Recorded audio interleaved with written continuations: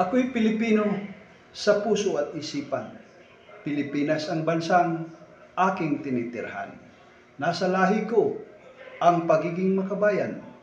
Nag-uumapaw sa dibdib ko ang katapangan na may takot sa Diyos nang walang pag-aalinlangan.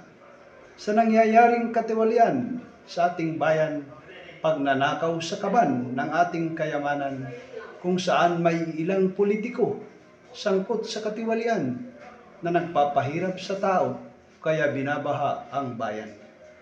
Tayong mga Pilipino ay di manhid at may pakiramdam.